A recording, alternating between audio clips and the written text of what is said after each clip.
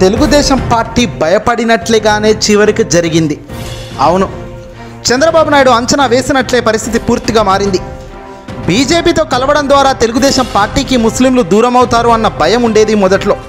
కానీ ఎన్నికల నిర్వహణ బలమైన వైసీపీని ఢీకొట్టాలంటే కేంద్ర సహాయం ఉండాలన్న చంద్రబాబు బీజేపీతో పొత్తు పెట్టుకోవడం కూడా జరిగింది. పేరుకే పొత్తు, కానీ బీజేపీ అంటేనే తెలుగుదేశం పార్టీ శ్రేణులకు ఒక రకమైన భావన ఉంది.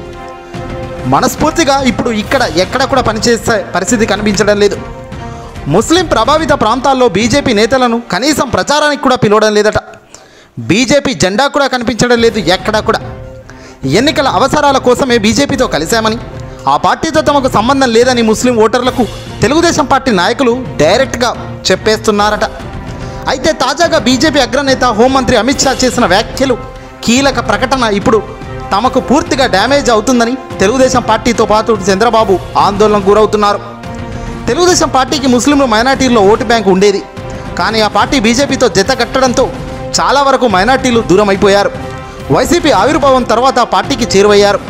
2014లో ప్రత్యేక పరిస్థితుల్లో ముస్లింలు చంద్రబాబు నాయకత్వాన్ని జైకొట్టడం జరిగింది అప్పట్లో. కానీ 2019కి వచ్చేసరికి పూర్తిగా సీన్ మారిపోయింది. ముస్లింలు ఏకపక్షంగా వైసీపీకి మద్దతు తెలుపుతున్నారు, జగన్కు జై కొడుతున్నారు. ఆ వైసీపీకి అంతులేని విజయానికి ఇందుకు బలమైన కారణమని చెప్పవచ్చు. అదే వైసీపీ అధికారంలోకి వచ్చిన తర్వాత ముస్లింల కోసం ప్రత్యేక సంక్షేమ పథకాలు పెట్టలేదు. పైగా టీడీపీ ప్రభుత్వ హయాంలో ప్రకటించిన పథకాలను సైతం కొన్ని రద్దు కూడా చేసింది జగన్. మరోవైపు కేంద్రంలో అధికారంలో ఉన్న బీజేపీతో స్నేహం కొనసాగిస్తూ ముస్లింలో మార్పు ప్రారంభమైంది. కొంతమంది తెలుగుదేశం పార్టీ వైపు మొగ్గు చూపించారు. అయితే తాజాగా మాత్రం ఎన్నికల్లో బీజేపీతో టీడీపీ జత కట్టడం, అయినా ఏ సర్వే చూసిన పరిస్థితుల్లో చంద్రబాబుతో వాళ్ళిద్దరితో మేము సిద్ధం కాదు అని ఏకంగా ముస్లిం సోదరులు చెప్పడం తెలుగుదేశం పార్టీ బీజేపీ కూటమికి ఆరంభంలోనే దెబ్బ తగిలిందని చెప్పవచ్చు. ఇప్పుడు వీళ్ళంతా మళ్ళీ వైసీపీకి జై కొడుతున్నారు.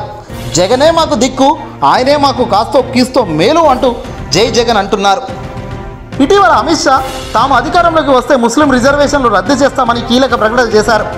దీంతో ఇంకేముంది, తుస్సు అయిపోయింది మొత్తం. దేశవ్యాప్తంగా ముస్లింలు బీజేపీపై ఇప్పుడు రగిలిపోతున్నారు ఆగ్రహంతో. రాజకీయంగా బీజేపీ విభేదిస్తూ వస్తున్నారు. ప్రస్తుతం ఆంధ్ర రాష్ట్రంలో బీజేపీతో తెలుగుదేశం పార్టీ జతకట్టడం, ఆ ప్రభావమే భారీగా బ్యాడ్ ఇంప్రెషన్గా ఉన్న సమయంలో తాజా అమిత్ షా వ్యాఖ్యలు మరింత డ్యామేజ్ చేసే ఛాన్సెస్ కనబడుతున్నాయి. వెరసి ఇవన్నీ అధికార పార్టీకి భారీగా ప్లస్ అవుతున్నాయి. ఇప్పటికే చాలామంది ముస్లిం సోదరులు అధికార పార్టీ వైసీపీలోకి చేరిపోయారు. జగన్ బస్సు యాత్ర ప్రారంభించిన అనంతరం దాదాపుగా అన్ని ఇతర పార్టీల కూటమిల నుంచి 2 లక్షల మంది కార్యకర్తలు, నేతలు పార్టీలను గుడ్ బై చెప్పి అధికార పార్టీలోకి రావడం జరిగింది. ఏదేమైనా అమిత్ షా సంచలన వ్యాఖ్యలతో తెలుగుదేశం పార్టీ కుప్పకూలడం వైసీపీకి బాగా ప్లస్ అవడం గమనార్హం.